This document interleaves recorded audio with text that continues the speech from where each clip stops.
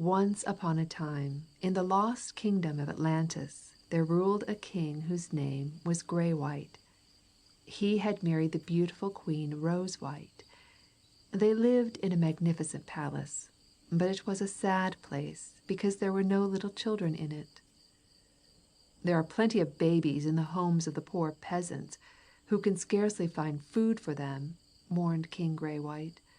"Why is it that I, the ruler of this vast, rich kingdom, can have no child to inherit my wealth and my domains?"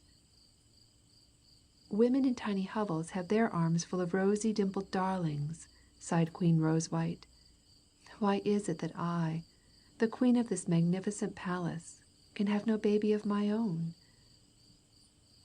Queen Rose-White passed her days and nights in weeping, while King Grey-White grew ugly and cruel to his subjects. Once he had been the kindest ruler in the world. Things went on like this for several years. Queen Rose-White's lovely face grew pale and wan, and her beautiful eyes became so sad that it hurt the hearts of her faithful subjects. The king's face lost its expression of jolly kindness and became sour and cruel. They offered prayers and solemn vows before all the holy shrines in the whole kingdom of Atlantis, but no child was born into the royal palace. King Grey-White grew so harsh and ugly to his subjects that the entire kingdom offered prayers and vows too. As things were, life was not worth living in the kingdom of Atlantis. In front of the royal palace there was a beautiful terrace where King Grey-White and Queen Rose-White had loved to walk in the days before they had grown cross and sad. One night, when they were sitting upon the terrace enjoying the fresh, soft evening air and the bright starlight, there suddenly appeared a dazzling light which almost blinded them. Queen Rose-White covered her face with her hands, and the king bowed his proud head upon his breast. "Do not fear to look at me," said a gentle voice. King Grey-White and Queen Rose-White glanced up. They saw a tiny fairy standing before them, with a circle of bright light dancing about her. "King and Queen of Atlantis," said the gentle voice, "you shall have a child, a little daughter, prettier than the sunlight. I have heard your prayers and vows, but I have also heard the prayers and vows of your poor subjects, too." The glad news had brought a happy light into Queen Rose-White's beautiful eyes, but now it faded out and a look of fear crept in. It had hurt the queen's loving heart to have her husband so cruel to his subjects. She often had told him that punishment would surely come upon him because of his harsh deeds. "When the little princess is born," went on the fairy's voice, "I shall take her away from you for 20 years. No harm will come to her. I shall hide her away from you and all the world within 7 beautiful cities, which I shall construct in the loveliest part of your whole kingdom. Around these 7 cities I shall place strong walls. At the end of 20 years, if your heart, King Grey-White, is free from sin, and you have made proper restitution for all your wrongdoing, you shall receive the princess into your arms." "20 years is a long time," said King Grey-White sadly. Tears were running down Queen Rose-White's cheeks, and she could not speak. "You must wait until the 20 years are over," continued the fairy. "If you attempt to enter the strong walls before that time, you shall fall dead, and your kingdom shall be consumed by fire. Swear to me now, in the presence of your faithful queen, that you will not try to enter these strong walls which I shall construct about the 7 cities." "I swear it," said the king, in a voice which trembled as he solemnly lifted his right hand. The vision disappeared as suddenly as it had come, and King Grey-White and Queen Rose-White sat alone in the bright starlight on the terrace before the royal palace. "Have I been dreaming?" asked the king. "It was not a dream," replied the queen. Time passed, and a beautiful baby daughter was born to the king and queen of Atlantis. They gave her the name Princess Bluegreen. There was great rejoicing throughout the entire kingdom. Her birth was celebrated by lavish feasts and gay songs and dances. When the little Princess Bluegreen was only 3 days old, she disappeared from the royal palace. She had been carried away by the fairy to the 7 cities which had been constructed to receive her. Years passed. Every day the king and queen received reports from the fairy. They heard that the little Princess Bluegreen was well, that each hour she grew lovelier. Sometimes there was almost joy in the palace when King Graywhite chuckled over the quaint sayings of the little princess, which were repeated to him, and the queen heard with a tender smile of the tiny blue slippers and the green parasol which the fairy had given her. That day Queen Rosewhite bought new slippers for many little maids in the city. As time went on, however, the royal palace of Atlantis grew almost as sad as it had been before the Princess Bluegreen had been born. Only to receive reports of their daughter was not enough to make the king and queen happy. They longed to see her with their own eyes, and to clasp her in their arms. As the weeks and months and years rolled by without seeing his little princess, King Graywhite resumed his cruel treatment of his subjects. He was growing old, and his nature grew sour with the years.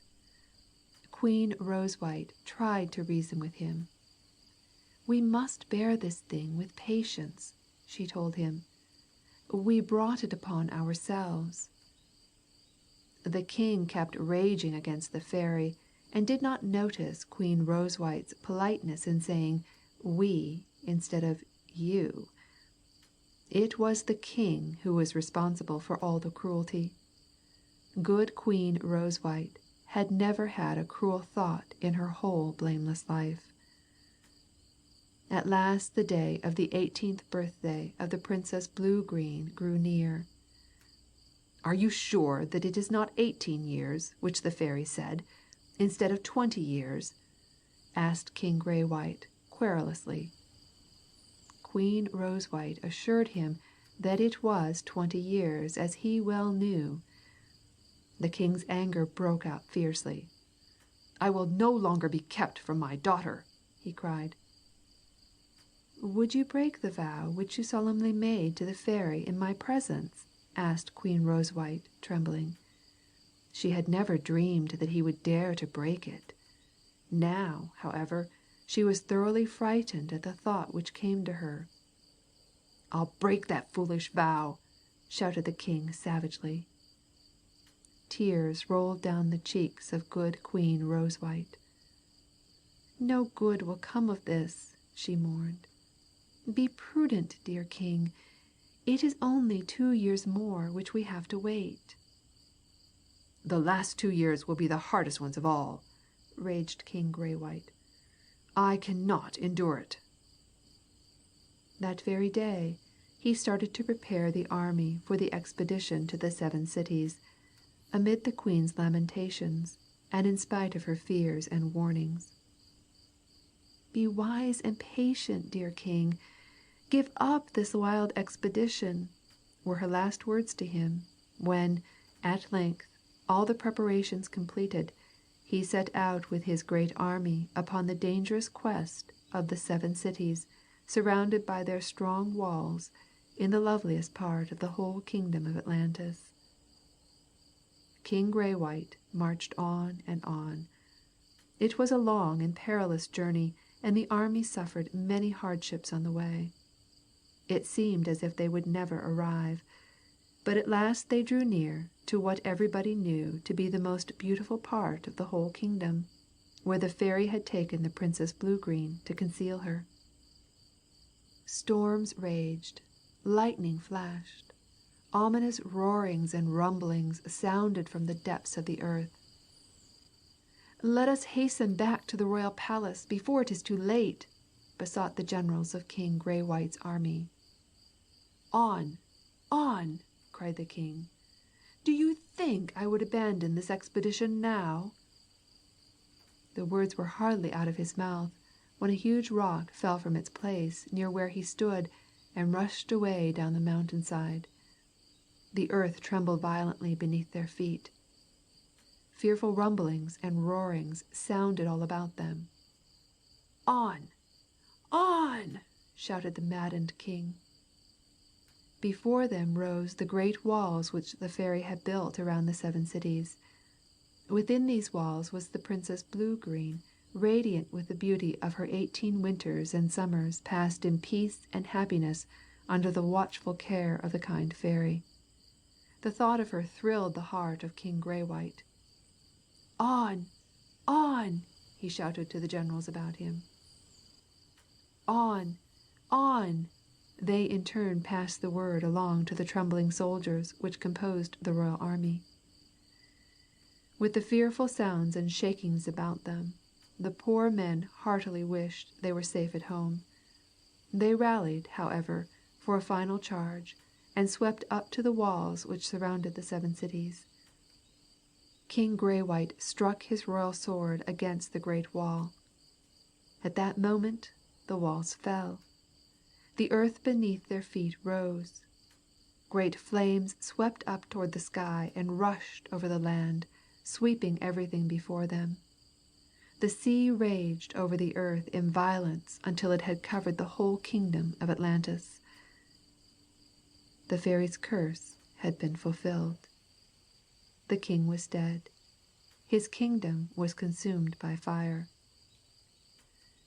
When at last the waters grew calm again, all that remained of the great, rich kingdom of Atlantis was the group of 9 rocky islands which today is called the Azores.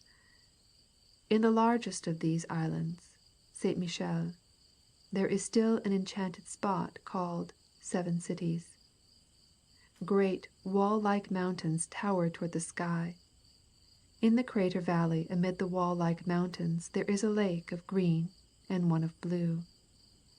The blue lake is where the beautiful Princess Bluegreen left her little blue slippers, they say, and the green lake is where she left her lovely green parasol.